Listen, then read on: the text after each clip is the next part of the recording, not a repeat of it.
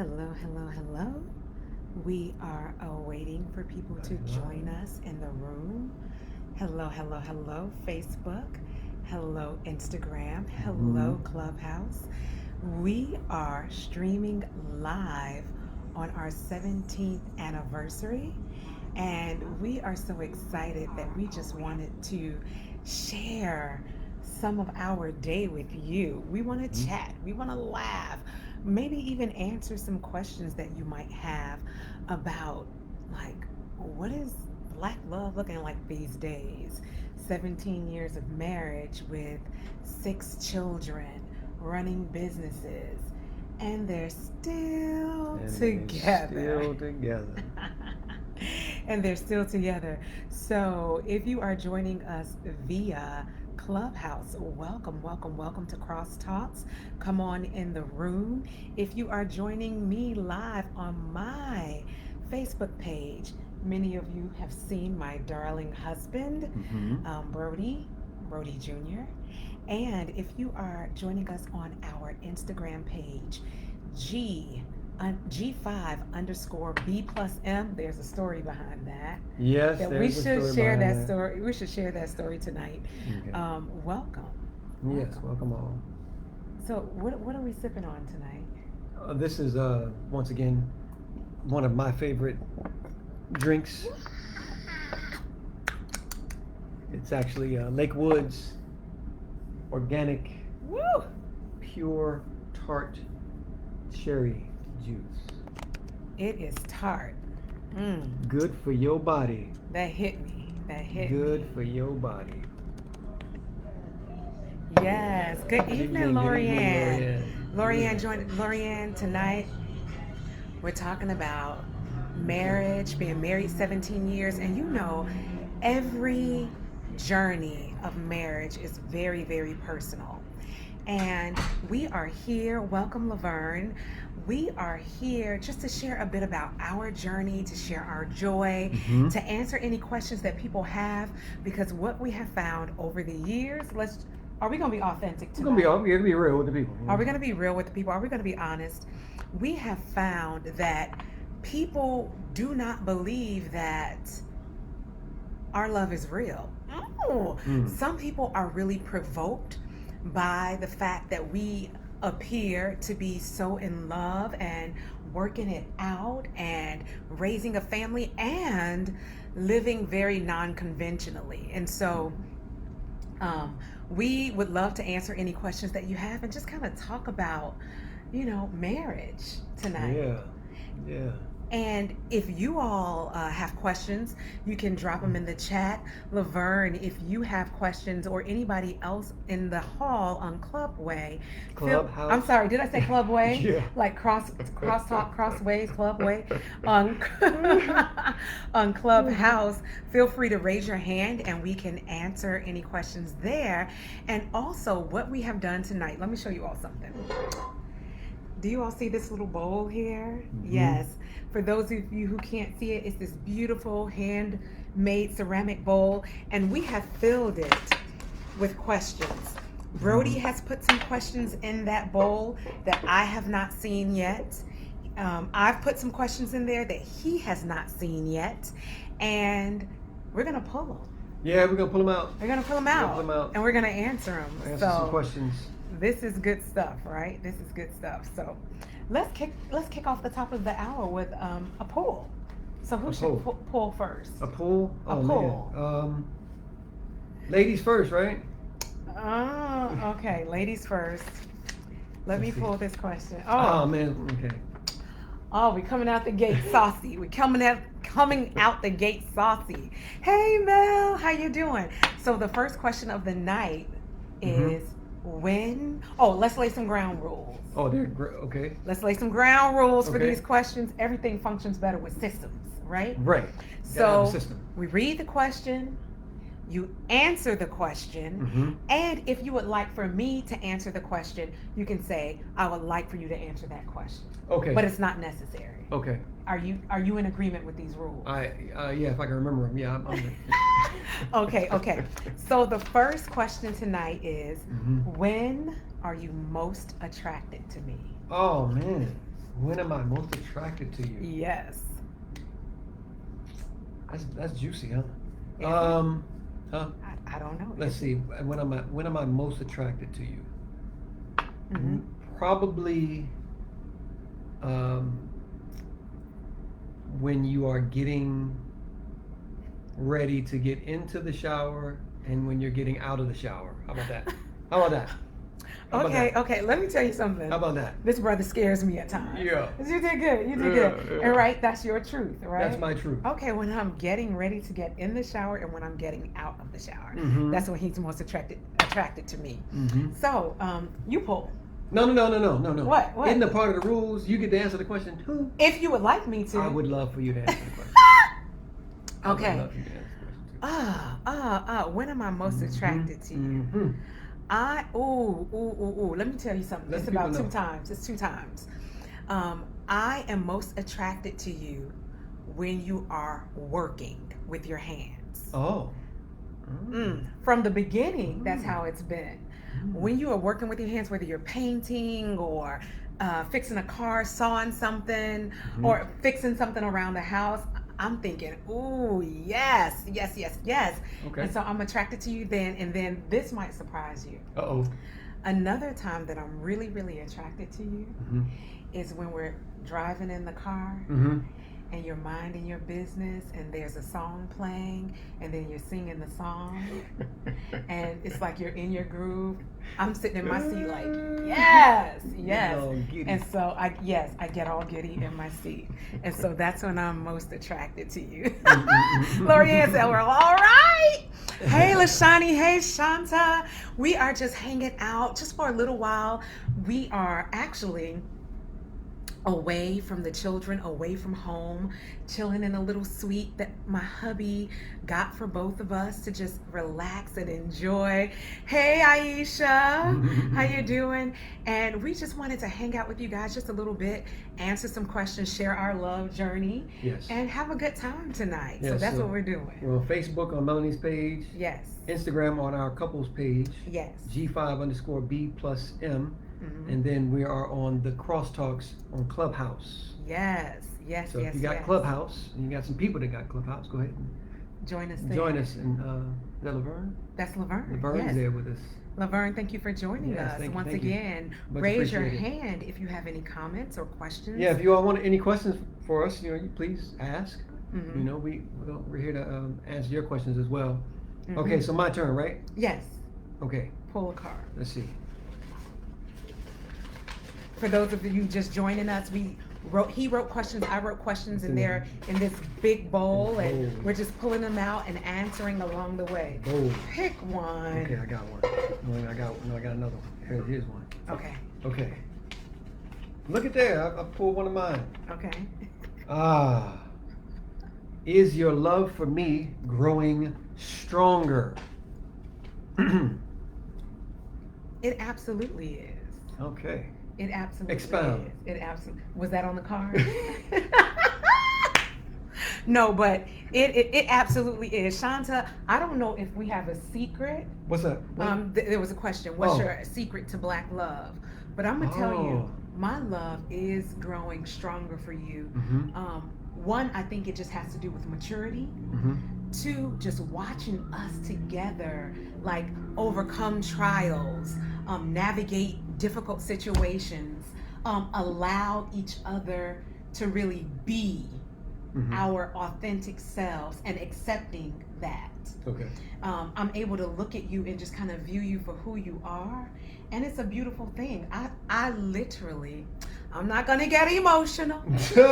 I'm not gonna do it. Yeah, go ahead and drop some tears. No. Yeah. But I literally feel so blessed to have you as my husband. Because, I mean, you're a noble man. You're a noble man. I want to smack you around sometimes. But I think that's just part of the journey. But I definitely feel like 17 years, it's like, I feel like we're just scratching the surface of being and knowing and doing and exploring each other and with one another. But I also feel like I'm settling in at the same time. I understand. And so, absolutely, my love is growing stronger. I understand. Yes. I understand. I get it. Because I feel the same. I feel the same way. Dude. Ditto to all your sentiments. No. You gotta use your own words. I could have just spit it all out the same way. No. You have to use your own words. Let me ask you. Okay, let's. What?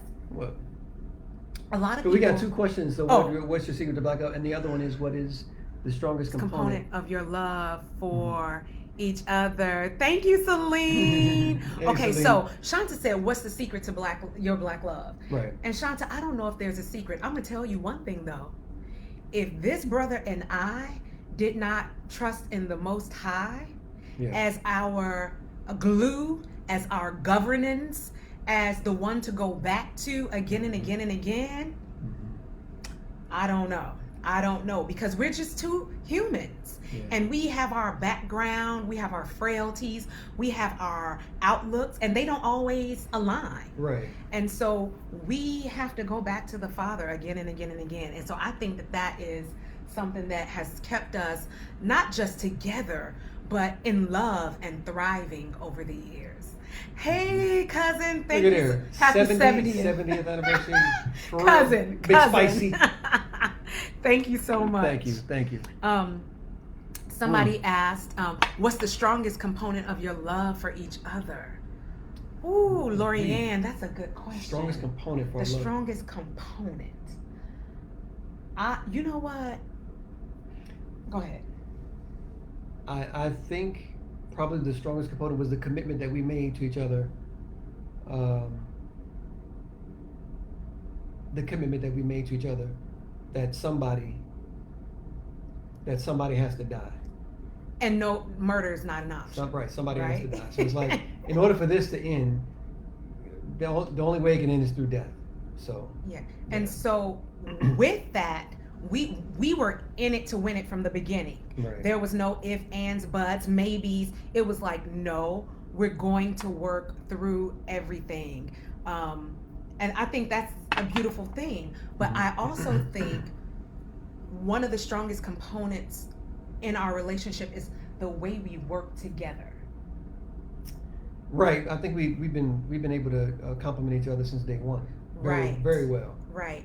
And I think it's really significant though, because the way we work together, it is our functioning together as husband and wife is not contingent upon our feelings. It's not contingent upon situations. We are faithful to each other and faithful to duty no matter what. I can be spitting mad at this man, but I'm going to still serve. I'm going to still show up. I'm going to still sleep in the bed. I'm going to still, maybe even let him touch me. But I won't touch him. Don't touch it. And so the way that we work together and we're committed to showing up for each other no matter what. And I'm sure there have been times that I have made him raging mad, and without a blink, he still shows up. Yeah. And that is one of the strongest. Both ways, we both do that. Yeah, and that is a blessing. Nobody's like, we're not petty people. And that, I didn't know how epic that was until I started seeing how petty people in marriage relationships were. And so that really works for us. Hey, Tequila, thank you so much. Thank you, Sorry. Ree said happy anniversary, hey, Mr. and Mrs. Cross. Look at there. Yes. Robert asked, what did Robert ask? What are your keys to difficult situations? And then the other one is, how do you navigate your differences in opinions or choices? I think we kind of grazed over that a little bit. Yeah, so difficult situations. Okay, first of all, we have two different styles of addressing conflict. Two different styles. Yes. And it took us years. Oh, man. Oh, my God. It took us years to really understand how each other handles conflict. Right. Me, I am very much like, I have no problem with conflict. Let's put it on the table. Let's address it right now. It's all about emotional discipline. What is it? Let's resolve it, because once we resolve it, it draws us closer, right? And me, I'm like, you're not going to therapize me in the situation. You're going to hold your horses. I gotta sit with this one for a minute. And he's Mr. No. Like he just said, I gotta sit with this for a minute. You're not gonna rush me. I feel the way that I'm feeling. And I'm like, all in your feelings. Like, why are you taking so long? This could be addressed and be over with. But now you do that sometimes too. What? Wait. Do I? Well, yeah, sometimes. I don't know about that. But I've come to really honor and respect his style of conflict resolution.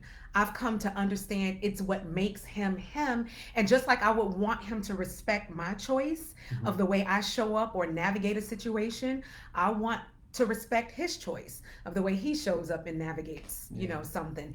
And then, what was this, part 2 of that question? How do you navigate your differences in opinion and choices? Everybody's entitled to one. Right. This man does not agree with all my thoughts. No. And the way I like to do. Babe, do you have a pet peeve? A pet peeve? What do I do that's a pet peeve of yours? Do you have one? I don't think I have a pet peeve. I think when I'm upset, everything just irritates me. When he's upset, everything bothers him. Put her shoes on a certain way. I'm like, what?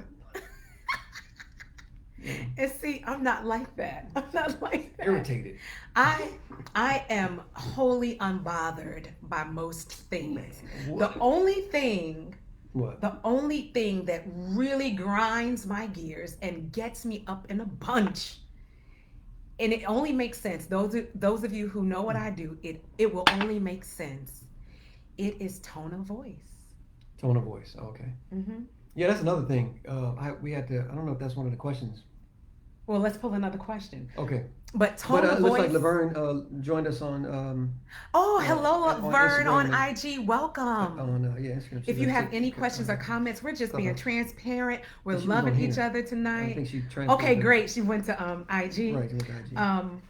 We are just having a good time tonight. Is it my turn to pick or your turn? It's my turn to pick. Okay. But let's talk about tone of voice for a moment. Okay. That is the one thing that grinds my gears. Oh, you love the shirts. Thank you. Oh, thank you. Because our love is popping. And we got to keep love popping. You know what I'm saying? Over the years, this brother is former Marine, a man's man, and his tone would be all, for me, just over the top or direct or very firm. And I would just be like, it felt like it was offending my very soul. Like, why are you speaking to me like this? And I could remember praying like, God, I can take anything, but his tone of voice has to change. And I would tell him in the beginning, what? I don't see the problem. I'm just expressing myself. And I'm like, babe, I understand you're expressing yourself, but it is offensive to my soul. And so over the years, we've been able to. Well, in the beginning, I thought she was tripping. I was like, whatever, I'm talking the way I'm talking. But then, after a while, I realized that, I can't just trust in what I think I'm doing. I have to honor how she feels as well. And so, that's one of the reasons why I had to really and you know what else? My thought process. Being 100 with you all, you know what else helped? Children. Oh. Children. When these little innocent beings reflect back to us what they're hearing and seeing, you see yourself in a way that is unfiltered, that you've never seen before, and it provokes you. Yeah. It provokes you to change. Thank you, Sasha Shay. Thank you, Inez. Laverne has a good question. She asked, have there been a time in your marriage when one of you were more driven than the other? If so, how did you deal with that? Ooh. What do you think? Well, I think we've, at different times, different times. The answer is yes. Yeah, different times. Emphatically yes. It's like it's almost like an ebb and flow. Yeah, it's teeter-tottering. One's up, one's down, But that can be the beauty inside of a marriage. But if we're being really, really transparent, I can remember a time, we were going through a very, very rough transition. Okay, maybe we were 3 years into marriage.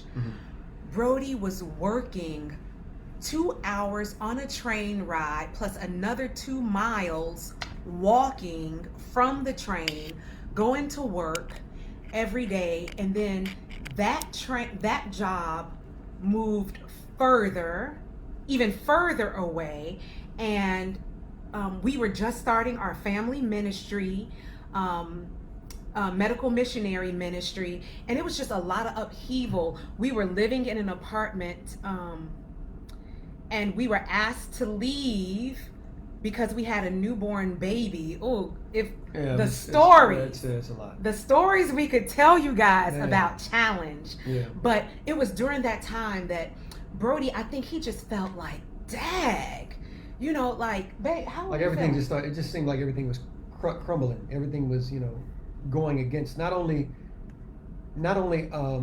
me personally, but it just seems like, you know, against our marriage.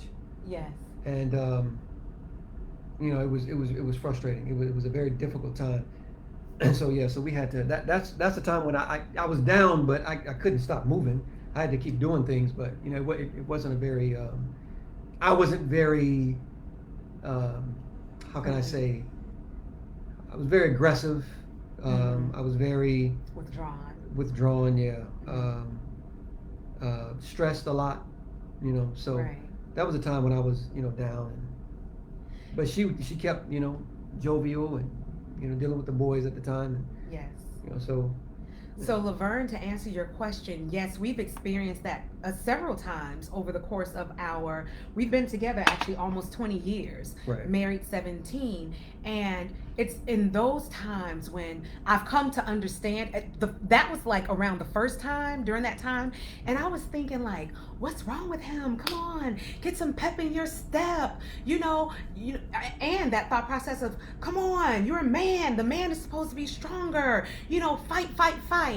But it was during that time that I didn't lose my steam. I kept balance, and I felt like somebody needed to be on the up and up. Somebody needed to be more motivated. Somebody needed to keep things going. And sure enough, he came around, and then there might have come a time where I was just like tired, done. I couldn't function as much. Right. And he was strong and maintaining and corralling the children and things like that. But what I've come to understand is that's the beauty of being in a strong relationship. It's almost like a tag team. Mm-hmm. Somebody might need to tap out at a certain time. And it's not like, oh, he's lazy or she's lazy. You begin to see it from an eye of compassion. Yeah. More like, this has been exhausting, or I'm tired, or I'm worn, or I'm hurt. I'm something, and the other partner can step in and really champion and support the other. Mm-hmm. Right. Very so good. That's been our experience. Somebody, Lashani, is that? Lashani. Lashani says, other than having a relationship with God, what are 2 things you did in singleness to prepare for marriage? Boy, y'all coming with the questions, boy. That is a good question. Woo. That is a good question. Lashani. That might take some time. Lashani, for me, let me tell you something. I was not pressed to get married. Hey, come on. I think that is so important. Come on. I was not pressed to get married, and let me tell you why. I loved myself well. I love myself well, okay? When I tell you I love myself well, I took myself out on dates. I lived abroad by myself. I did everything that delighted me. I was never in the mindset of waiting for a man to do something for me, but I was always open to that little icing on the cake, okay? I was always open to that.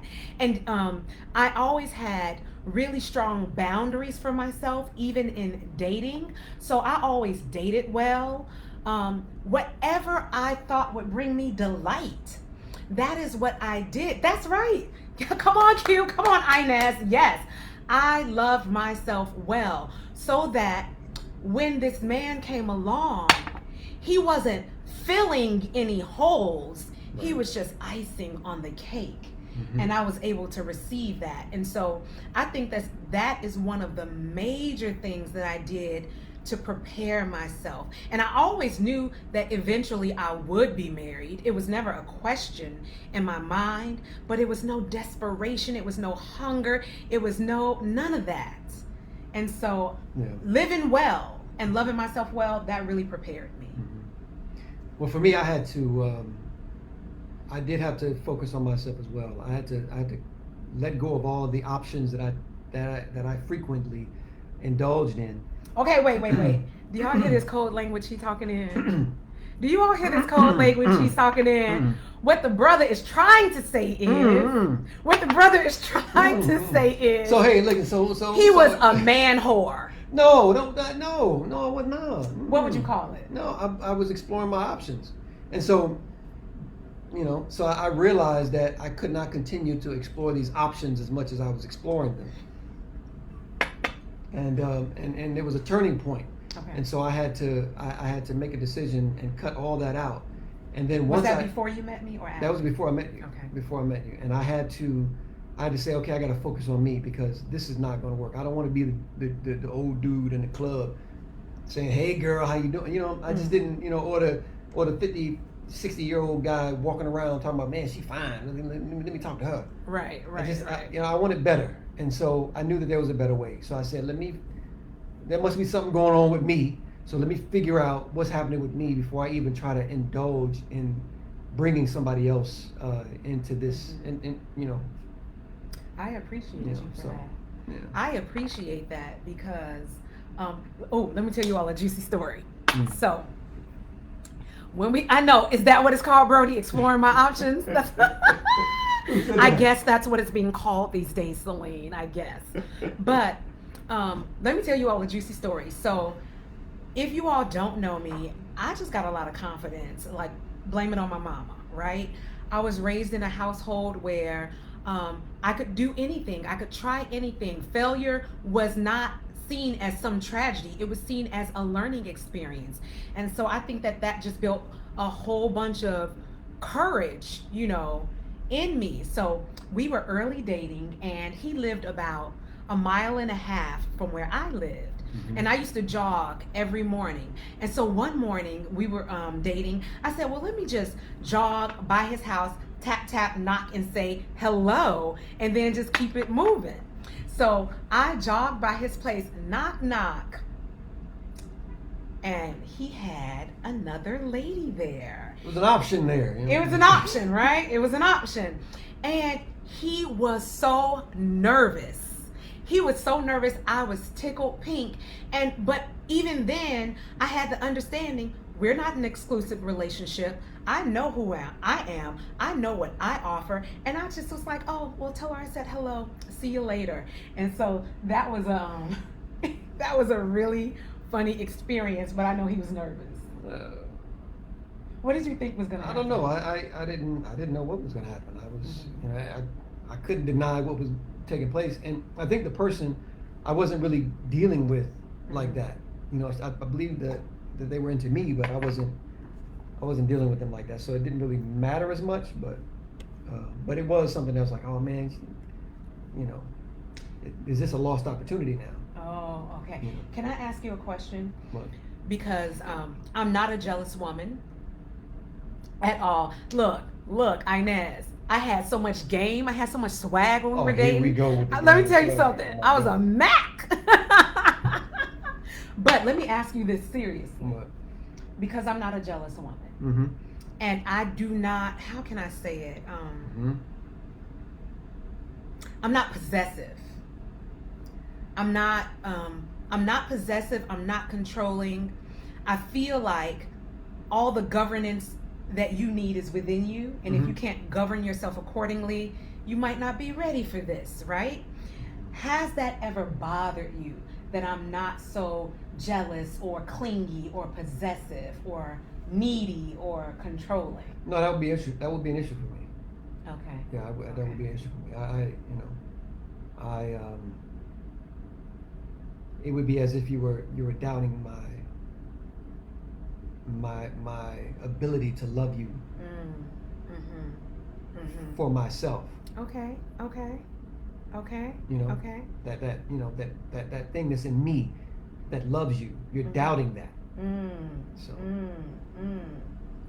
Wow, I never thought about it that way. But the reason I asked the question is because I've heard some brothers, be like, she don't check up on me, or she just. I mean, don't let there's some me. people, my theory, but What's your theory? Hmm? What theory? I don't want to talk about it, but I don't want, but some guys just are sensitive in that matter. Oh, okay. I'm just not. I'm just and not. they've been raised by their sensitive in that mamas. matter. Huh? They've been raised by mothers. I didn't say it. Anyway, yeah. Look. It's about us. It's about us, right? Right. Okay. That's why. Okay. I ain't going to it. So let me pull another question. Yeah, good another question. Oh, what have you learned from our marriage? What have you learned? I've learned, once we talked about voice, I've learned to cultivate my voice for your ears as much as possible. Like, I'm still learning that. I'm not saying it's, you're looking at me like, no, you're whatever. No, I'm looking at you with eyes of like, yes, you have. Yeah, so that, I've also learned, I thought I was patient. It wasn't until I had children and was married and dealing with that all, I realized that I was not patient. I was patient for the things that I wanted before marriage, but I wasn't patient as it pertains to being a family man and husband. So my patience has grown more. What else? What else has gone? I don't worry as much as I used to. Ooh, tell me a little bit about that. Well, I'm not as stressed as I used to be. Yeah. I'm not as And what part of the marriage has led to that? Time, experience, seeing things work out. Yeah. Yeah. That. Ooh, over time, and then of course, prayer. Yes. And throwing your hands up and like, you got to deal with this one, Most High. I can't. Yes. Yes. And let me tell you all, I am like, my faith must be a gift. And in the beginning, it used to baffle him. I would be like, let's go after this, or let's do this, or don't worry about this. And he would be looking at me like, woman, are you mad? Are you mad? And then it would surely, work out. And I guess, is that kind of things that you talk about, just watching things work out? Watching it work out, seeing it work out. Oh, we have so many stories, many stories. But the trust factor, trusting. Yeah. For me, can I tell you all one of the biggest lessons that I've learned? And ladies, listen in, tune in, get close. One of the biggest lessons that I have learned and that I am still learning is that I was fully standing in my masculine energy. Yeah, what? Can you say that loud? I don't know if it. Say it a little louder. When I tell you, I was not aware of the masculine energy that I was operating from. I was just always like, hey, if nobody's gonna do it, I need to get it done. Who's going to educate me? I must educate myself. I want to travel. I'm traveling around the world, all of these things that I was doing, just, living my life. When it came into union with a man who's a man's man, who wants to open doors and carry bags, and here I am used to jumping the 2 and 3 train in New York, coming from Associated Grocery with 4 bags on this arm and 5 on this arm, and not even thinking about it. He's like, why are you carrying your bags? Or, just let me. And then what I said was, you're acting like a man. Why you got to say it like that? That's what I said. But why you got to say it like that? Because I want the people to know what I told you. You said that. Because that's what I told you. You acting like a man. Why are you acting like a man? Like, and when he said that, I left it at that because I didn't explain. I was like, like, did this brother just say, no, you didn't say, why are you acting like a man? You said, you act like a man. Oh, okay. Well, one of those. And so he was very definitive. That's right, Mel. Being very, very independent. Now I've come to understand that independence and feminine energy flow together. But the way I was presenting, and for instance, For yes, that masculine energy awareness, right. And so and Lashani, I'm gonna get to you how I've learned to just flow in the feminine. And let me tell you, I'm not perfect in it, but I am working. Ooh, Q, you were told that. I can see. They be hating on us, Q. Everybody hating. I'm telling you what you're doing. You know what I'm saying? They be hating on us. But the truth is, if we want a man, if we want that kind of provider, protector, coverer, man, hey, Queen, we have to allow them to be the men. And men, what up, cuz? If they meet another, if a man who is masculine meets masculine energy, he sees himself, and that's not a complimentary piece. Right? But when we can allow them to make a decision, when he says, this is what we're doing, and I go, okay. When I ask him to do something and he says, okay, I'll do it then. And I'm not like, but when you gonna do it? I need it done now. Like, if he says left and I say right, it was just combative in many ways, without me recognizing it was combative. So let me tell you, Shani. And that's a shutdown moment for me, because I'm like, first of all, I'm not, I didn't marry one of my boys as a roommate. I married a woman as my wife. Yes. I don't want to go back and forth. Yes. And I'm not going to go back and forth with another man like that. So I'm just going to sit back and let you do what you do. Yes. So literally, that's what would happen. He would shut down. And I would be like, what's wrong with you? What's the problem? I don't understand. We got things to do. Nothing. We got things to do, right? And so he would shut down. And so now I think in general, there's just much more of a graciousness about me. My voice, even from me, I had to tune my voice to his ears. A little bit softer, a little bit more flow, asking questions instead of making demands upon him. I used to speak in like very affirmative. So you're going to do this. Like kind of bossy. Yeah. Kind of bossy. Oh, yeah. And I didn't see it as bossy. I just saw it as, this is what we're doing, right? And so I've learned to speak in language that affirms him, allows him to still make the decisions and to lead. Soften my voice, and even in my mannerisms, just be a little bit more soft and gracious. What do you think? I've noticed it. And for you ladies out there, understand that your femininity, your graciousness, your soft tone to a man who is a man, that's his weakness. And so he's not going to buck up against that. But if you are in his face, if you are yelling back and forth, you have now put yourself in the position of another man, and he is going to respond accordingly. Yes. And Mel, let me tell you something. You just said something powerful. She said, I'm going to work on that. I'm going to stop being a manager at home. Listen, we are to manage the affairs of the home. We are to manage our children, but our husbands don't need a manager. They are a whole grown being. And I think sometimes, for instance, I'm a business owner. We have a business together. I have an independent business. And when you're an independent business owner, like so many of you beautiful ladies are on this thread, you're used to calling shots, doing this, doing that. And if we're not careful, that can spill over at home. They don't work for us. We are in a beautiful union together.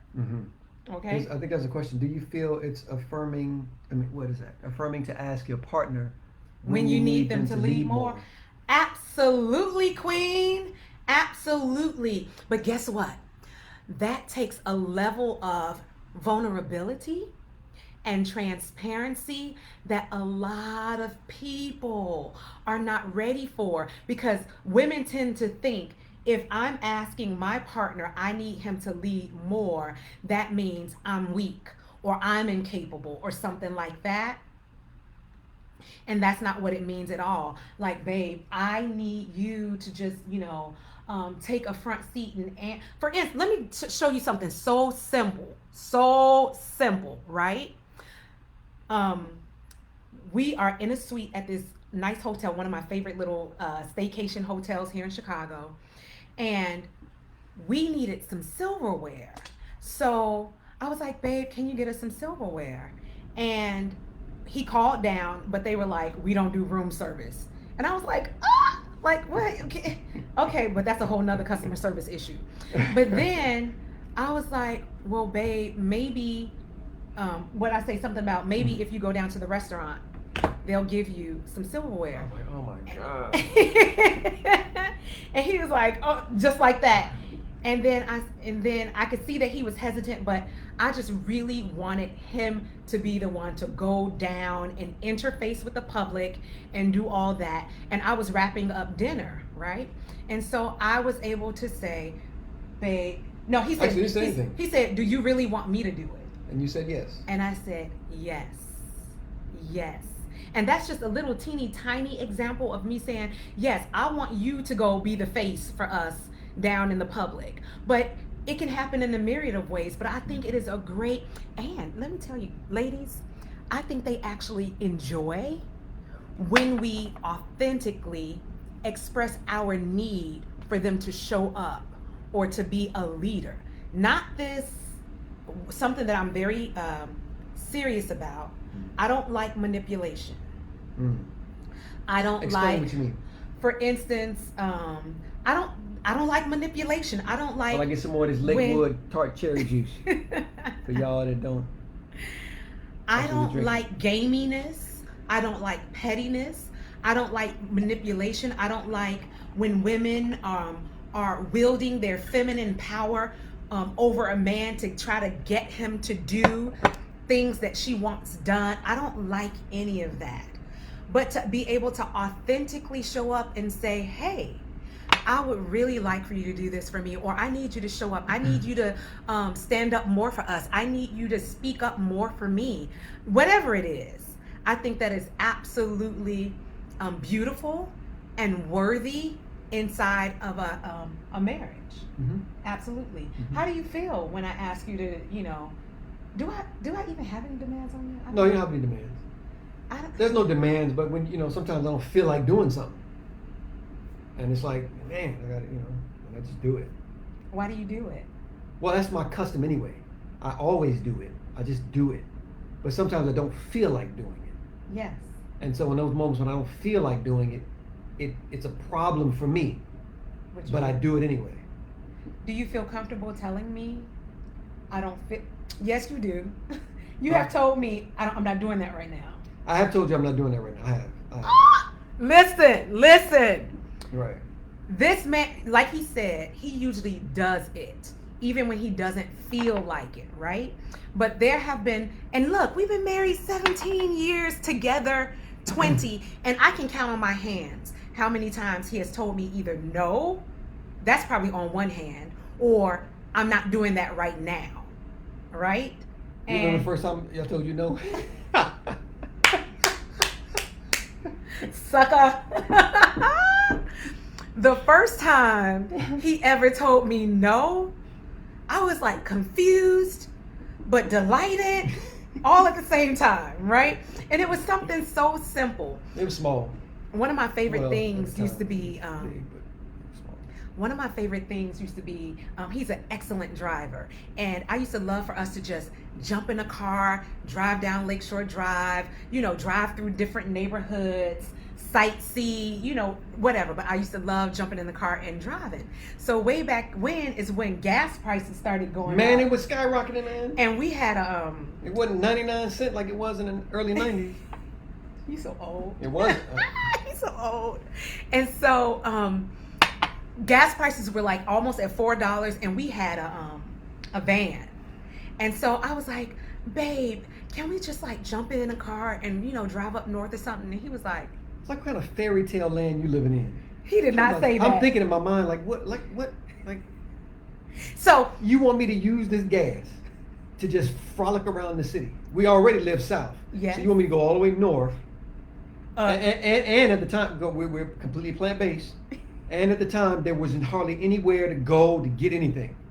Yes. To eat, to drink, whatever. So we just gonna be riding. The answer to all those questions is absolutely, emphatically yes. I wanted all of that. And he said no. And I was like, what? Like, But deep down in, it was something in me that said yes, because you know what it was? What?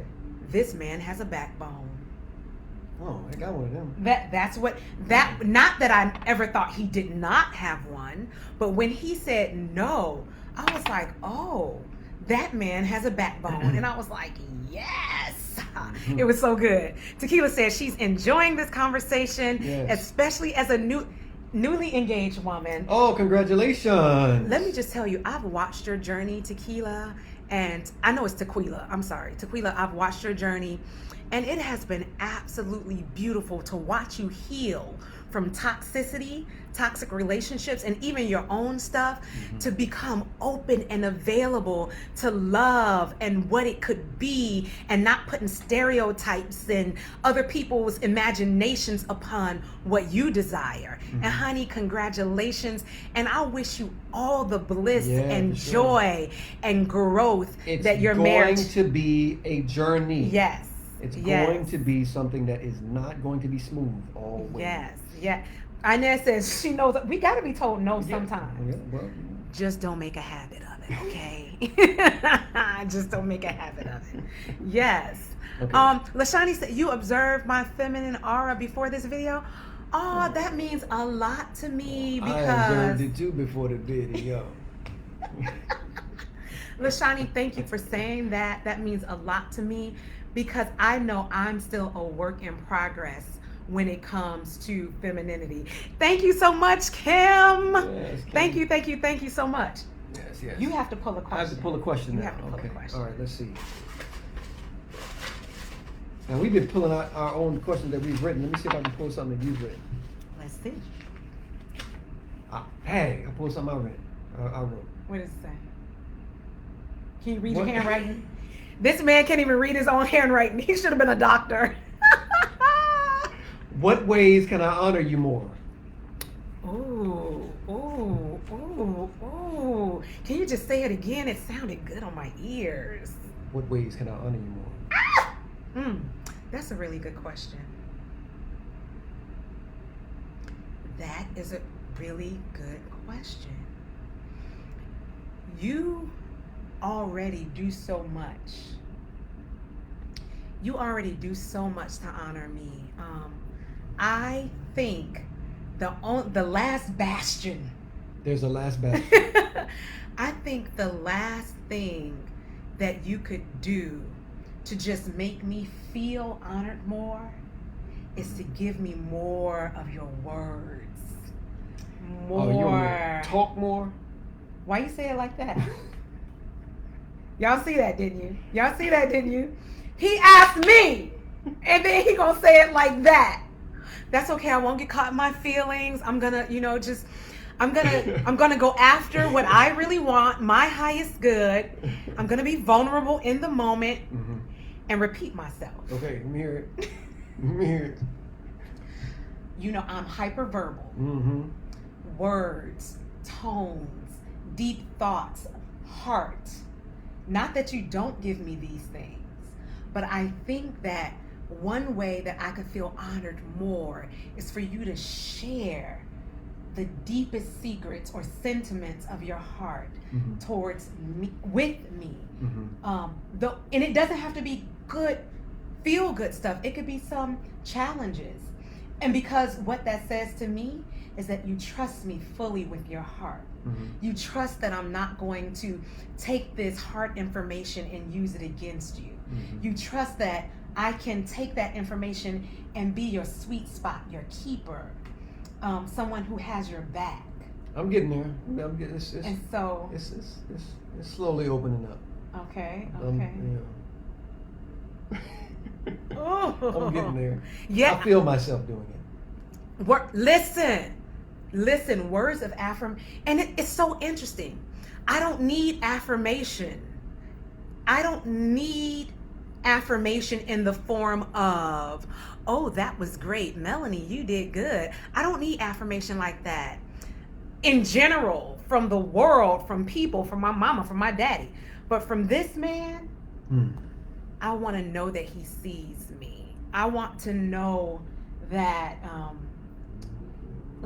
I can tell by his eyes sometimes when he's just like, oh, I see her and it's glorious, right? I can see it in his eyes. But I want to hear it. So I'm glad that you all know what I'm talking about. Like, I need that. I don't need gifts. I don't need a lot of time, because we're both busy people. I'm not needy in that way. All I need him to be like, baby, I saw that and that was great. And I'm like, yes, we need to hear it. We need to hear it. Oh, hey, Pam. Yeah. She's, Pam, how long have you been married? I think you maybe about being 24. Wait a minute, go back up here. Oh wait, let me go back up. What did she say? She said, on 24 years in, and I'm sitting here taking notes. Listen, girl, I bet we can sit together and make a notebook because years. I went to high school with Congratulations. her, and they've been married 24 years. Wow. And I think her husband's name is Cornelius. What up, Cornelius? Because that's how she loves him and speaks well of him. I've never met him. Okay. But she speaks well of him, and I know he be holding it down. He be holding it down. So congratulations to you. Black men don't cheat. I'm not going to even address that. And so, right, Pam, I knew you got married like right before us, but you have been together forever, right? Mm-hmm. She said, yes, that's him. Woo!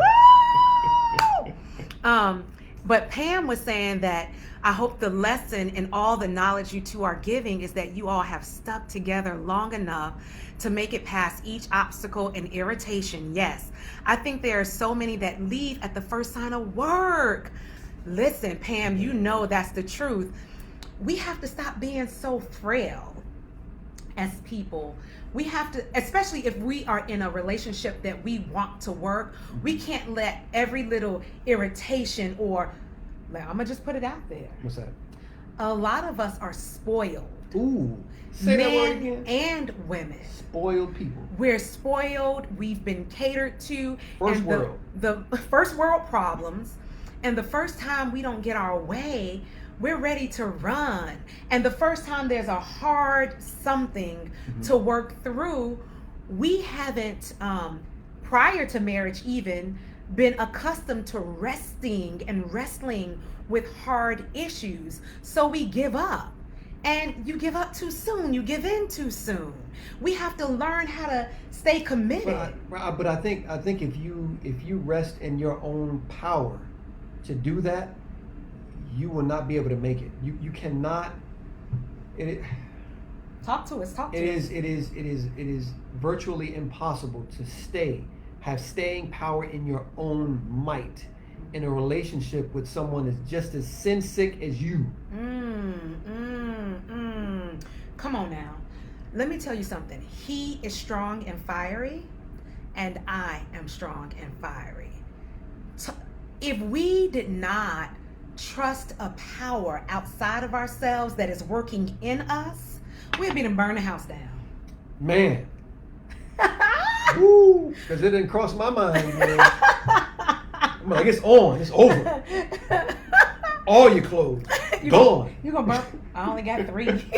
Look, those of you who watch me closely, y'all see I wear the same thing again and again and again, right? But the real thing is he's fiery, I'm fiery. And so if we were just trusting in ourselves to just have this staying power or to work things out without submitting to that higher power that works in and through us, he might be crippled. I might be maimed. Yeah. The house will be burned down. Everything. Trust in the Creator. That's what I'm saying. Yes, the one that created you is the one that can help and get you through it. And let me tell you all something. How can I say this? There have been times that were so tough for us, just interpersonally, where we were literally, this is so funny to me now, but it wasn't funny back then. Literally communicating with a dictionary. Oh man, I had to figure out what the words was. Don't even try it. Like what you mean? Like what that mean? Crazy. Webster. Crazy. Let's say I said something like, it could be something so simple like, Well, it doesn't appear that you were motivated to help me. Let's say I said something like that. He'd be like, motivated? Motivated, what that mean? What? Let me look that up. How you apply How you defining motivated? How you defining motivated? And I would be thinking, really? And this brother would literally look up motivated in the dictionary, right? Look up motivated in the dictionary and then say, well, motivated says da da da da da. And I think I have been motivated. And I would just be like, this is crazy. But it would be times like that that I would go to my power source, that I would go to the Most High, and I would be like, your son is acting crazy and you need to get him right together. And then the Most High, our God, my Lord, my Savior, would give me compassion for the situation and for him, would give me a deeper understanding that went past the veneer of what was happening between us, and would anchor my spirit so that I could be a tool in the hand of God to bring a type of salvation for him and for us. Okay? Okay? Did you all hear what I just said? Allowing myself to be a tool in the hand of the Creator to bring about a type of salvation for him and for us. Right. So this is going to read, have you ever struggled with communicating an issue, and it should be an issue because she corrected that, okay, an issue to each other, and the other, that should be took, she corrected that, is a while to understand. Yes. Yeah. Absolutely. Yeah. We have had one conversation for Thank about you, Queen, 8 for that years. Did you all just hear me? One conversation for about 8 years. Oh yeah? You know what I'm talking about? What conversation? Oh, excuse me for a second. Conversation about just understanding each other, Oh, I mean, okay, they can know that. That's good. Stuff like that. Yeah, definitely, yeah. So, just making sure the brother's all right, because I'm very transparent. But let me tell you something. Yes, we have had certain topics, certain conversations that have lasted years because one or the other or both of us didn't feel like there was true understanding that was happening. And so we would have a conversation. Oftentimes it would be heated or passionate, and it would be because we didn't feel like we were getting across to one another. But then we would let it go, and it might be months that went by, or a long time that went by, and then we would revisit the conversation, or the conversation would come back up again, and we're like, but remember when, and you said, and you're not understanding me, and I think I am, but I don't think you are, I think I am, back and forth, until finally it would just somehow come to a point where we both felt satisfied that we really did understand one another. And I think,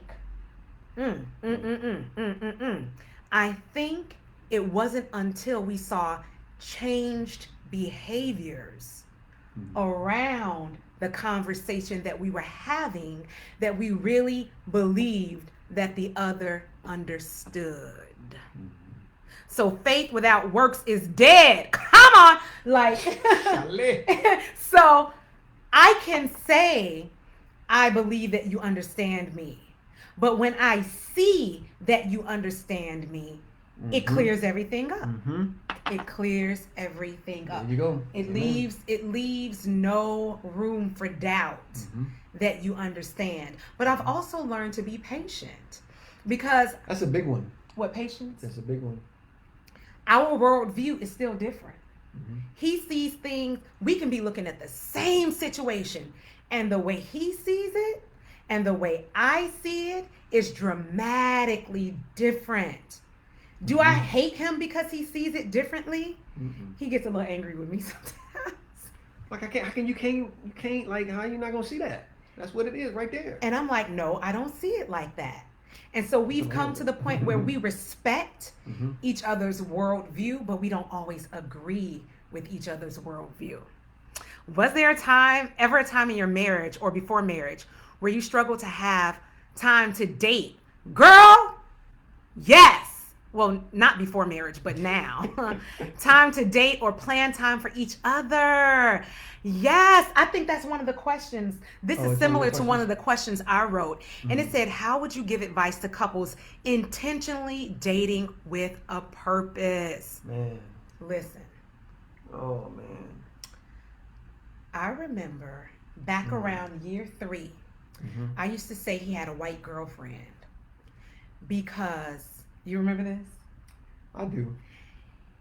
Because if you're just joining now, he talked about a time, it was in our 3rd year of marriage where he felt like everything was just coming down on him at once. Job moved far away, pressures on the marriage. It was just a lot going on for him. And he began to be a little cantankerous. He began to withdraw. And during this time, he started spending a lot of time on his white MacBook Pro, right? It was actually a MacBook at the time. Or MacBook? Yeah, okay. It wasn't, No pros those yet? weren't pros. Okay. They were pros, but that wasn't a pro. Okay. So, his white MacBook, which I referred to as his white girlfriend, because it was time when the boys were asleep and we could have been spending time together. He was on this MacBook. I was like trying to figure out how to make it. I was trying to figure out what to do, how to make things work. On his MacBook? Yeah. Okay. Yeah. And so I remember work, whether it be, idea, trying to get an idea to figure out what to do so I could make it. Right. I mean, I hear that. I hear you. That's what it was. But I remember telling him then, I said, babe, if we don't make us a priority, if we don't cultivate our relationship as a couple, we're going to look and we're going to be in a terrible mess. I was like, whatever, I got to figure out how to make some money, put some food on the table. And so, wait, say that again? I was like, whatever, I got to figure out how to make some money and put some food on the table. And I think that's often the sentiment of a lot of men. But what ended up happening? What happened? No, you tell me what happened. Why are you yelling? Am I yelling? That's masculine energy. You hit me? Okay, I'm sorry. My goodness. I'm sorry. Hey, Bobby, how you doing? Let me tell you what happened. My words were prophetic. No. Prophetic. Tell the truth and shame the devil. Go ahead and tell the people what you think you thought. Am I lying? Go ahead, doctor. Am I lying? What? Am I lying? I don't know about prophetic. Did we deep. end up relationally in a terrible pickle? I don't know. Did we? How do you see it? I thought we would have always been fine. Would you look at the camera and tell the truth?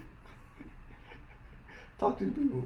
Oh, this, what you're witnessing right here is deflection and the inability to say yes. Yeah, see, there you go therapizing me. So there you go therapizing that I wouldn't be, so that he wouldn't be wrong. Y'all know she's a drama therapist. Listen, I haven't practiced in a long time. It don't matter. But it's still all flowing all up and through you. But what ended up happening is we did in a we ended up, like, remember I said we've always worked really well together. So never did we miss a beat in doing what we needed to do for each other or for the family. But there was a missing robustness in our relationship between each other. We weren't communicating. Our hearts weren't delighting in each other. Like they used to. Like they used to. Did we care about each other? Did we have each other's back? Yes. Did we show up for each other? Yes. But those early affections and the attention and the delighting, that was gone. Right, because my whole thought process on life at the time, I was only focused on how do I provide, and I can barely provide now, and now you want to go out somewhere and do something. But babe, I cleared that up for you. Then you said, don't take money. We can do, but see, in me, I'm like, I know what I like to do. I know how I like to do what I do, and it takes, my ideas take resources, and I don't know how to dumb it down. Because you have big ideas, baby. I don't know how to dumb it down. I can help you. So because I couldn't dumb it down, I frustrated. But you know what? That me understanding, she said became more like business partners and roommates versus lovers. Right. Exactly. Exactly, Tish, exactly. But what he just said about him is so true. He has large ideas, and that is one reason I fell in love with him. He's a big thinker, right? And not only does he think about it, he brings it to pass, right? And so I really, really love that. But he has been an all or nothing. So if his idea was big and he couldn't do it, then he would do nothing. Which I think now is a perfect time to talk about why our couple IG handle is G5 underscore B plus M. Yeah, that's a good okay, segue. Good segue. Go ahead. So speaking about all and nothing, Mm-hmm. it was our 5th year anniversary, Mm-hmm. and we were So always. for those of you on Facebook that don't know, on Instagram, where Miss Laverne is chilling out with us, Yes. Our handle for our couples Facebook, IG page is G5 underscore B plus M. Well, you can type it in. And I'll put it in there. Okay. So for our 5th year anniversary, I knew that our resources were really low and that we wouldn't be having some big shindig or celebration or something like that. So I had this idea that that we both just come up with, do like a project, almost like a school project of something. Go ahead, man. Go ahead. Come up with like just like a project, almost like a school project, like a science project or whatever, that would express our love for each other, or whatever. Mm-hmm. And so I told him this maybe 2 weeks at least. It was maybe two more weeks. Yeah. 2 or more weeks before the actual anniversary date. But you gotta understand, I'm like, my mind is, I'm trying to figure out how do I work and do and provide. I know the anniversary is coming up, but my mind is on food and financials. Yes. But he didn't give any illusion that his mind was on food and financials. I was like, okay. No, you didn't say okay. Say? You were like, okay. Okay. Yeah, good. Okay. All right. And so I'm working my mind like, oh, I want to be really creative. I want to show him how much our relationship means to us. Thank and you, so Benita. it was, thank you, Benita. And so I came up with what I was going to do for our 5th anniversary is I came up with this whole branded kit as if our marriage were, was a marriage ministry. Mm-hmm. Something like that. Mm-hmm. And so I came up with a brand. I came up with a brand name. It was phenomenal. I came up with taglines. I made like cards, poster boards. It was like, it would be ready to be put out there. And because it was our 5th year anniversary, I looked biblically. The number 5 is the number of grace. And so I made these cards that said G5 over B plus M. And it symbolized, grace over Brody and Melanie. And so it was purple and white. Yeah, it was beautiful. It was done great. really, really like, well. Wow.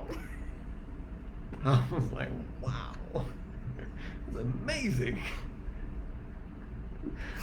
So I make all of this, and then I present it like I am doing a real presentation with an audience of my love. Man.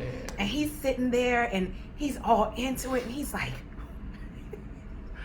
I was like, well, too late to go get flowers now. I'm sitting here listening. I gotta figure something out. And so I'm sitting there and I'm ready. I'm excited. I'm like, okay. And I'm like, okay, babe, it's your turn. And he was like, I ain't got nothing. And I was like, what? He was like, yeah, I ain't got nothing. And so in me, I am an eternal, like, positive, the cup is always full. That's okay, baby, that you don't have anything for me. What do you, okay, now. And I said, so baby, okay, forget all of that. What would you like in? Oh, my goodness. I can't even get it out. Oh. I said, baby, what would you like in our love too? What would you like in our relationship too? Do you remember what you said? I do. I if anybody knows anything about herbs, natural remedies, I need you all to tune in and listen right now. Oh. This brother said, our love is like golden seal.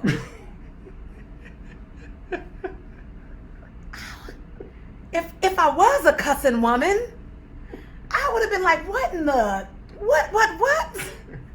And did you have a reason? Yeah, I gave you a reason. What was it? I gave you a reason. What was the reason? I said, it's bitter, but it's healing. Listen, Laverne, I should have pushed him off the balcony that day. Benita, this brother, not only did he not have a gift, he did not have a presentation. He failed his assignment. Then he's going to compare our relationship to golden seal, which is one of the most bitter herbs out there. And so I'm like, our love is bitter? You bitter? And then he was like, no, it's healing. I was like, wait, the golden seal doesn't necessarily make you go. It is very healing, but when I tell you bitter, it lingers. It lingers, and it's very, very bitter. Very healing. And I think I think the only reason he didn't get socked in his eye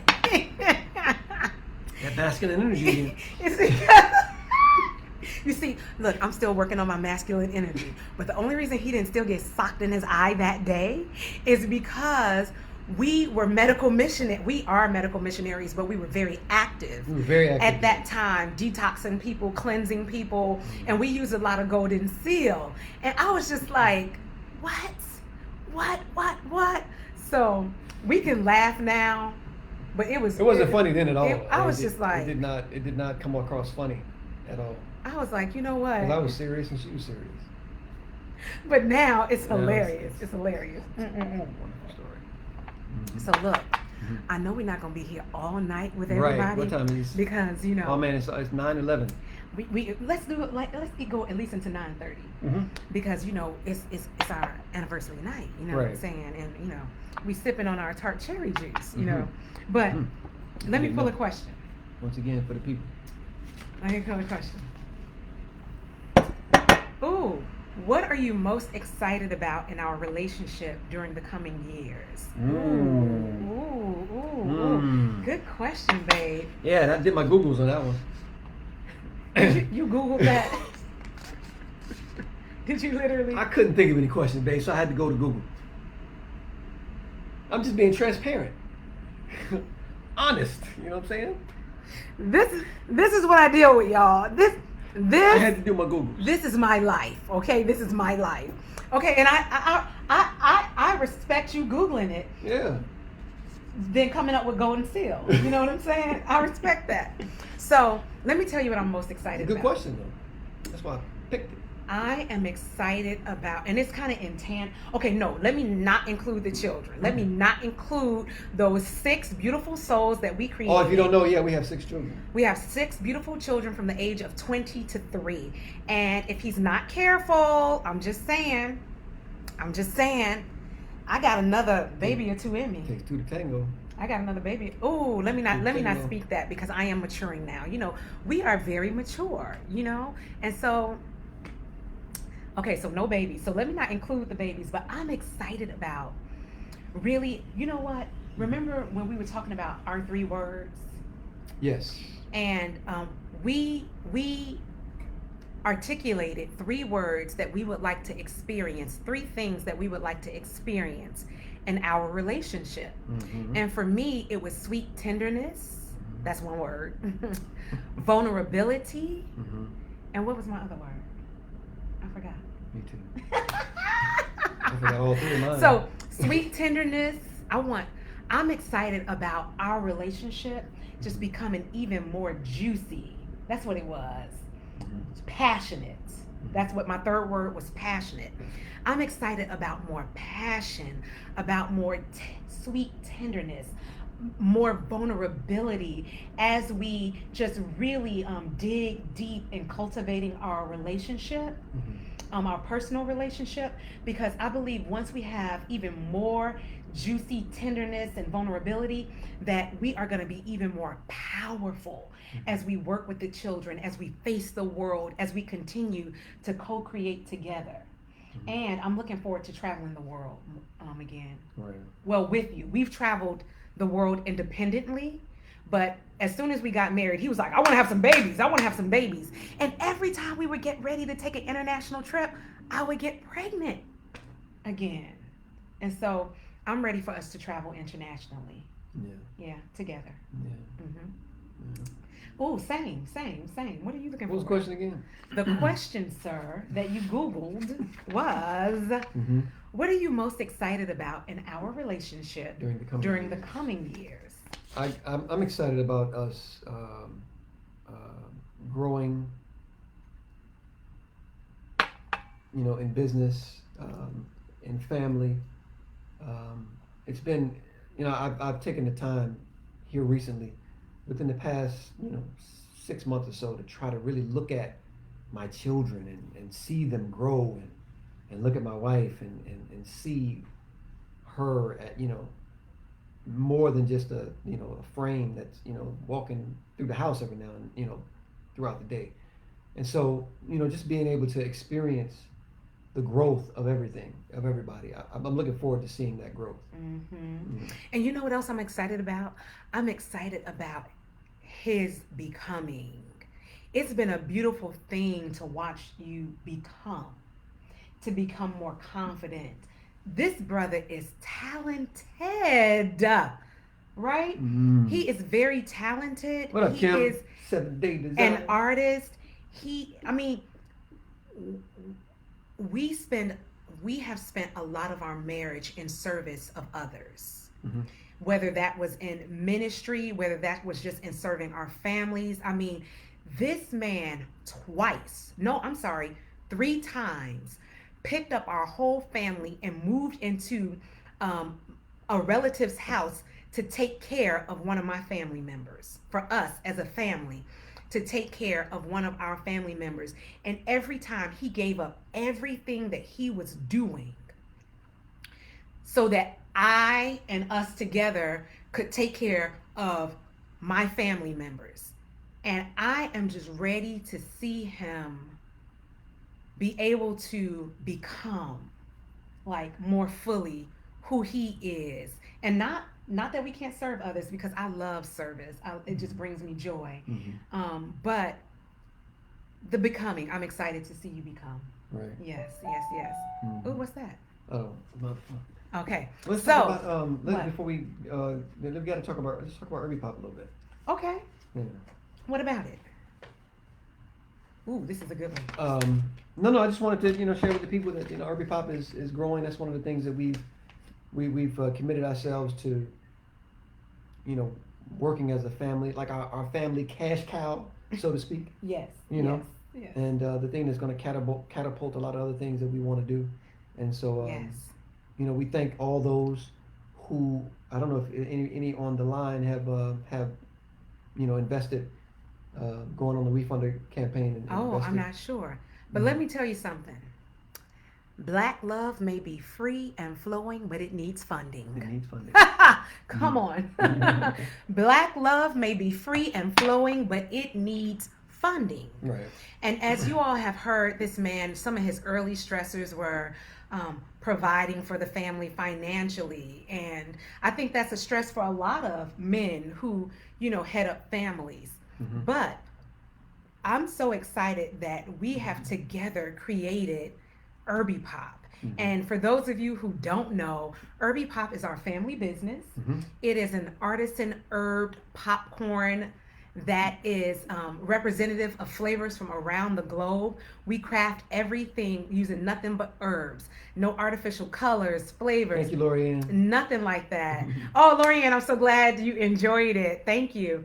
And we have literally been popping Herby PoP. Thank you, 7-day designs, Kim. We have been doing Herby PoP literally this October for 10 years, but it just became an official B Corp, public benefit corporation, last August. So we've been just doing straight ministry. We would sell the popcorn, take the money, and put it back into helping other people overcome health issues, seminars, consultations, and things like that. But we now said if we can expand and amplify Herby PoP, we can do even more good. Man. So Herby PoP is all about herbs, flavor, culture, wellness. Mm-hmm. And it's just it's not who we are, but it's part of who we are and how we choose to show up in this world. And this is our legacy business. Mm-hmm. We don't want to sell it to a big corporation. We want to employ other people. We want to hold on to this so that it can be until Jesus comes, okay? Providing jobs and resources to the underserved communities and also to affluent communities, because we are not a dollar brand. We are a premium popcorn brand. And just so you know, the WeFunder campaign is still up and going. You can go ahead and invest and become a part of the Herby PoP family. Also, just so you'll know, if you didn't, that the monies are going to be used to convert a school bus into a mobile manufacturing facility. Yes. So we're going to get on the bus and we're going to pop and we're going to travel. We're going to come to you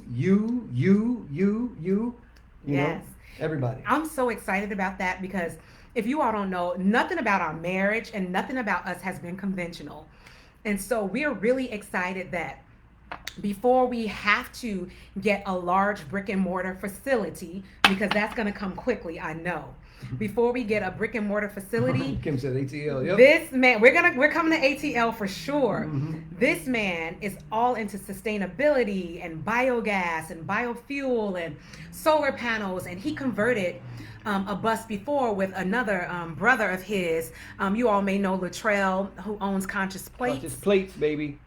They converted a bus before, and so now we're going to do it for Herby PoP. We're going to get a big schooly, converted, state-of-the-art popping facility and retail facility. So we'll be able to roll and pop. Celine said, holla, ATL. Celine, we are coming. Yeah. And we want to travel throughout the United States, continuing to pop, continuing to ship, and meet our regular demand, as well as meet our community. And so we are looking so forward to that. And so if you want to become part of the Herby PoP family, literally a part owner, you can become a part owner for as little as, I feel like I'm doing an infomercial. Right. I sound like an infomercial right now, but seriously, this is the truth. For as little as $150, you can become a part owner. And what that means is year after year, you will share in our revenue. You will get those dividend checks until infinity, because Herby PoP will be here. So Brody, can you drop in the link? He'll drop the link in the comments. So if you are interested in becoming part owner, go on there and donate. But if nothing else, you can still order popcorn. You can share the link with others. If you know investors, share the link. We have to help one another any way we can. And if you can't do any of that, you can pray for us. You can definitely pray for us. Yes. And so For sure. that's Herby PoP. Yes. Okay. Do we have? We got a few more minutes. We got a few more minutes. Does Does anybody else have a question? Or we can get into one more question that we have here that we've created for ourselves. Or if somebody else has a question out there. All right. So we'll do this. What is your take on possessiveness,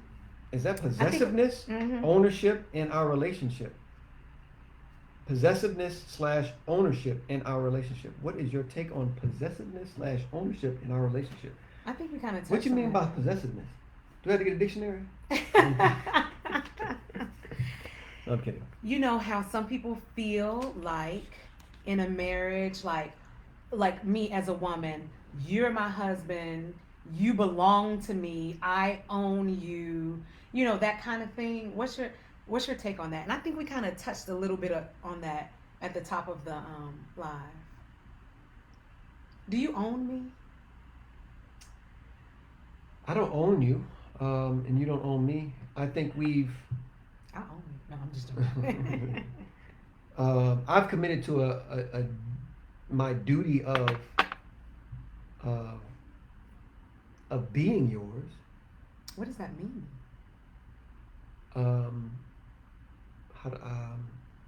Like,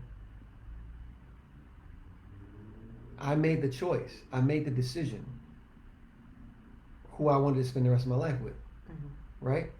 So I always make this statement that I always want to remember the wife of my youth. Mm-hmm. And so I made this commitment. And so because I made this commitment, I'm going to hook a crook,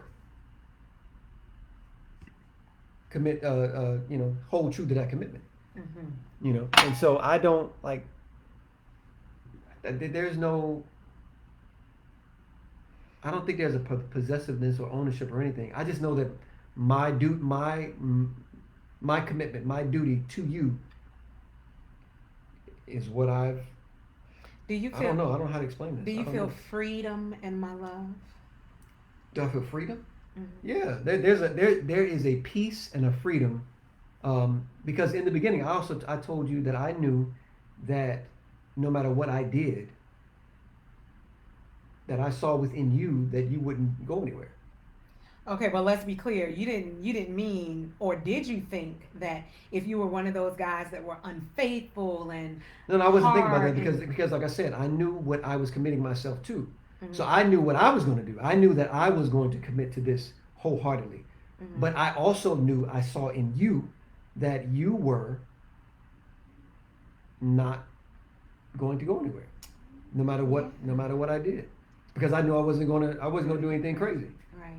Right, and let me. And because Mm-hmm. let me preface this. I know that difficult times come. Yes. Hard times come. Yes. Problems arise. So early on, I knew that other than the normal difficult times that come about in a relationship, I just had that knowing that it was a forever thing. Yes. And so I don't have a possessiveness. What I have is I have faith and trust in myself to know that I am committed to you. Yes. Let me tell you, ladies, it didn't strike me the peace that comes with decision, okay? When a man has decided that he is showing up for you and you only, that he doesn't need to be out. I have never had to question where this man was. I've never had to question whether he was coming home. I've never had to question whether he was inappropriate. I've never had to do any of that. And there is a peace that I had that I didn't know I had until I had to walk with other sister friends through their lack of peace. And I appreciate you for that. Mm-hmm. And I'm grateful for that. Mm-hmm. And I must say that I've always felt completely free in your love. Mm-hmm. I never felt like you thought you owned me. I never felt like you tried to control me, because that would be really hard. No, that would be really hard. And vice versa. It's just right. I've never felt that way. It's just ridiculous. And you can't control anybody. Ooh, juicy bit. Thank you for being there, Laverne. We appreciate you. Yes, thank you. On Instagram. Thank you, Laverne. And everybody on Facebook, we appreciate you. Oh, my little brother said happy anniversary. Thank you so much. Hey, thank you so much, Daniel. And we look forward to you getting Daniel married next our first year. Herby PoP jingle. Yes. What was I about to say? It was about we were very clear early on around issues around I don't need to control or hold you tight, because we know that if you're in control of you mm-hmm. and I'm in control of me, it's all under control, mm-hmm. right? And I am not pressing or begging you or anything to love me. What? To value myself in that way? I don't think so. Mm-hmm. So it was also very important to me from the beginning that we were very clear and transparent about things such as, I think it's completely foolish, and now some of you may not be able to hang with me on this one, but I think it's completely foolish to act as if you never loved before you loved me, or that I never loved before I loved you. Mm-hmm. I think that is ridiculous. I think that is asking your partner to act as if their life didn't exist before you. I think that is asking your partner to minimize maybe a very beautiful experience or a very lesson-filled experience that they may have had before they met you. And so we're very free in sharing our experiences before we met one another. As a matter of fact, I met, I love her. He had his high school sweetheart. Before I knew that they were high school sweethearts, I could tell that she loved him. And we were able to have very open and vulnerable conversations around that. And I'm sure she has a special place in his heart. And I think she should. I mean, to me, it only makes sense, right? But for me to ask him to deny, oh no, I don't feel nothing about her. But what I do require is respect and boundaries.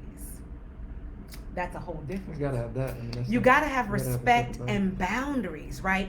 And this young woman, I've come to love her too. You know, she's been upstanding, very respectful, and all of those things. She's not in the midst of our relationship, or they don't speak often or anything like that. But that just speaks, I think, volumes of the transparency, the truthfulness, the honesty, the non-possessiveness.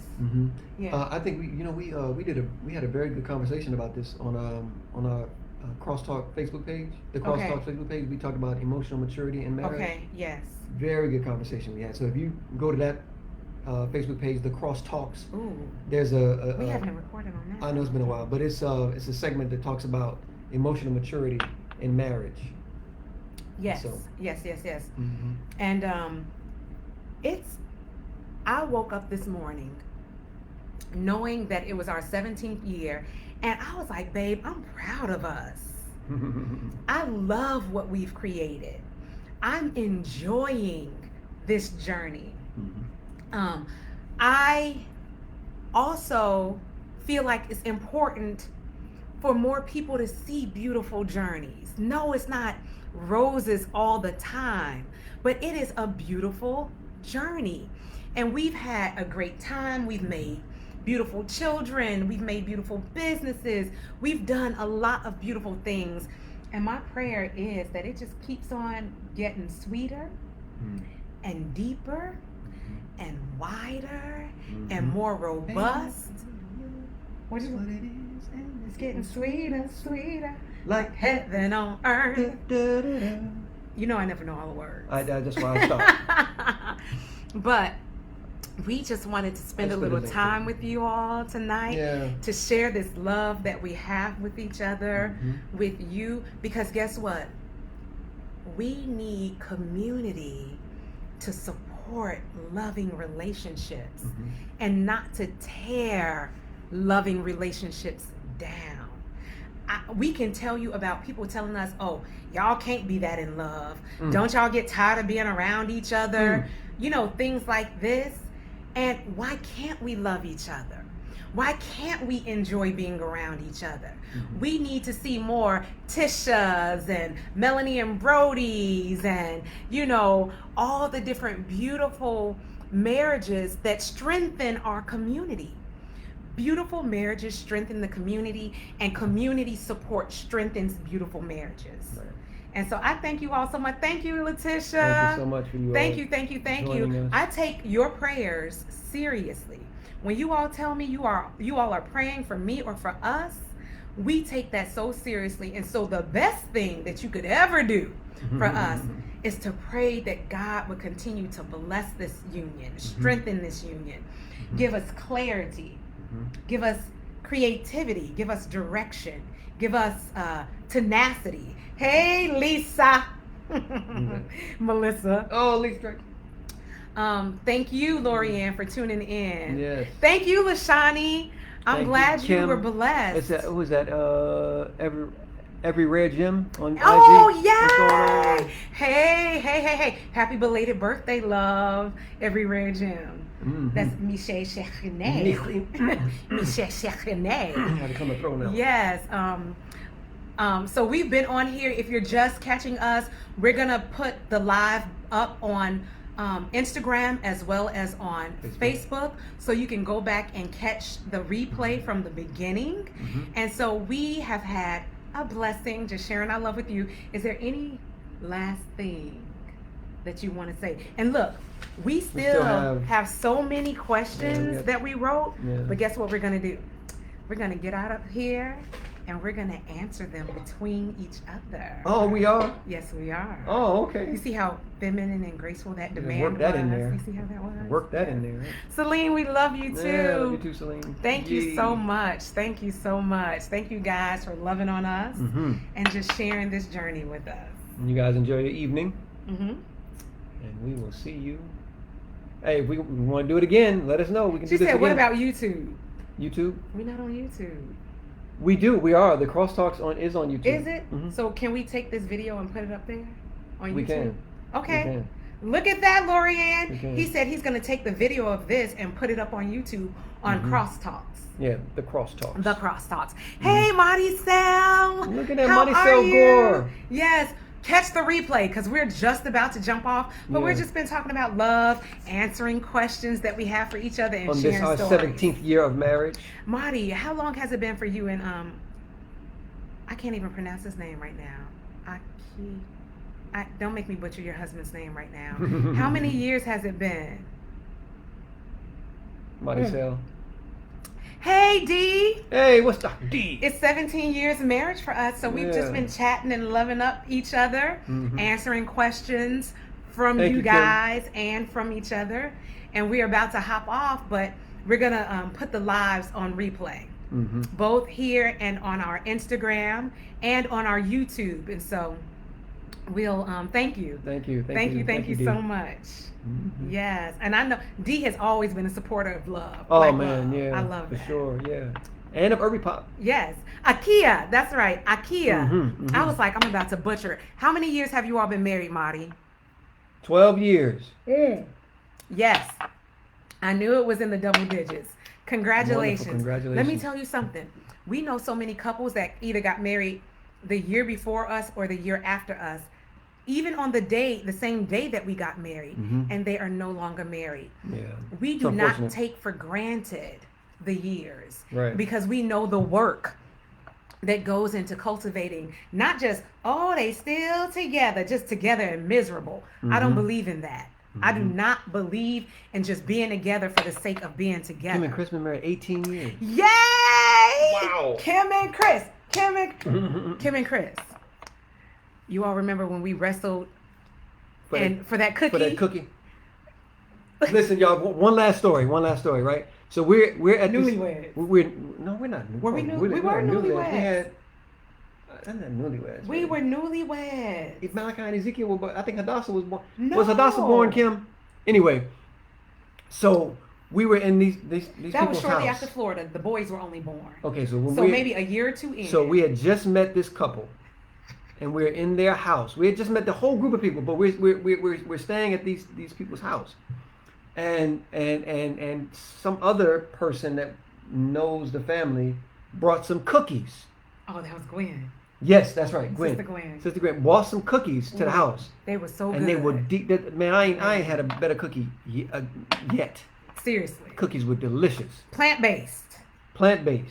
So anyway, there was one cookie left.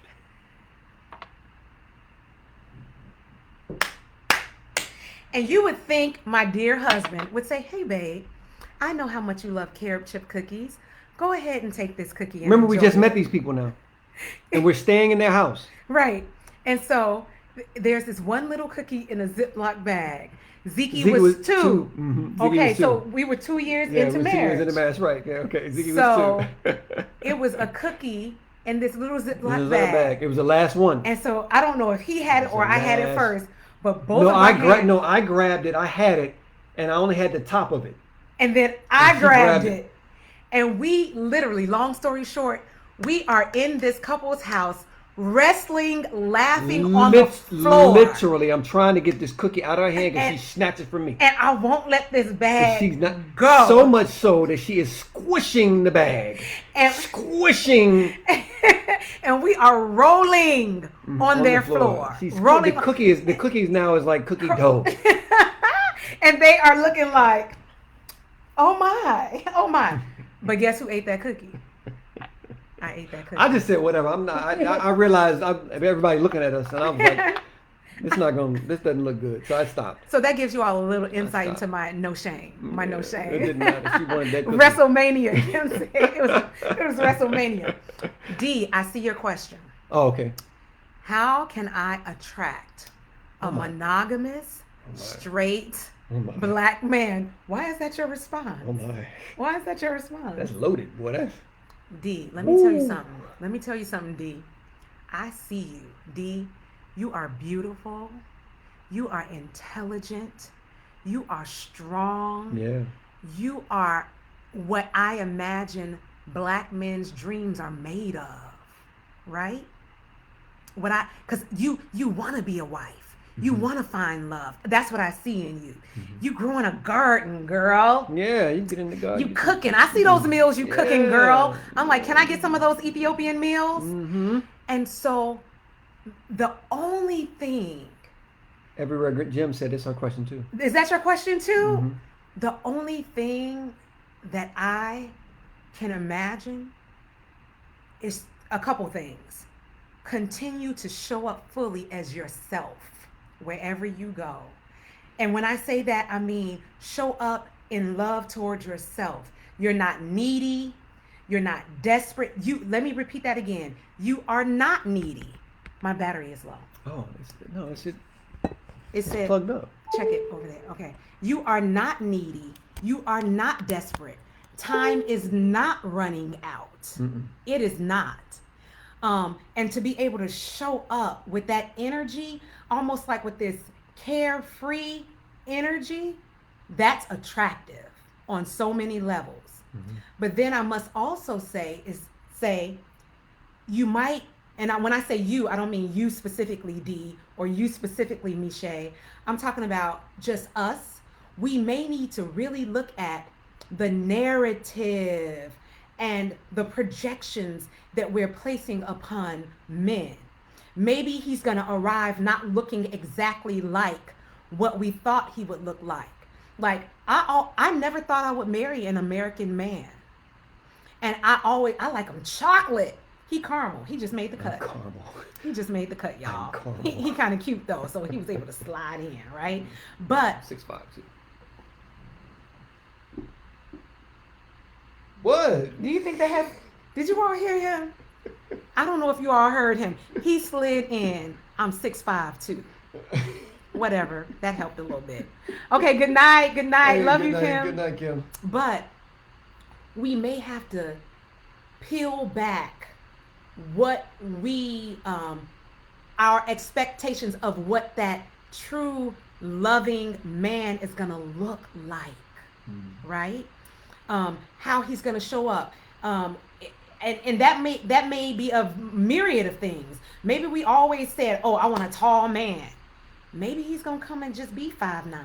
I don't know. Yeah. Maybe he's gonna be a blue collar worker, but the joy that he has, and the character that he has, and the way that he loves you is just right. You know, maybe he'll be of another ethnicity. I don't know. That'll get a little scary, right? And I think the monogamous straight black man, I think that lends itself to a person or to a man that is all out for you. Whatever it is that you want, that you desire, he is going to do his best to meet it. He is going to do his best to be there for you, to do what he can. If you call him, he's going to be there. That type of brother, that's the type of brother that I believe this like. I just had this feeling that women sometimes settle, or they're looking. How do I explain this? I don't know how to explain this, but a man knows what he wants, and you want a man who knows what he wants and who is going to go after it.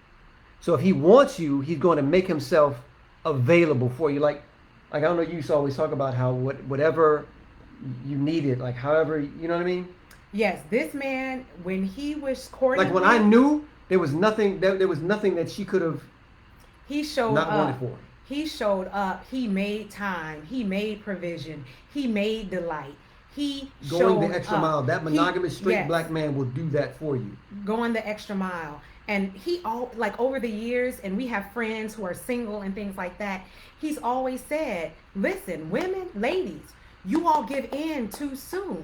You give up too soon." And he's not saying, once again, what he's not saying is be gamey or be petty No. or be superficial. But he's saying, when you see a brother who has some merit and he's interested in you, allow him to be interested in you. Allow him to pursue you. It's almost like allowing his masculine to come forward and for you to see, is this the caliber of man who can hold me down?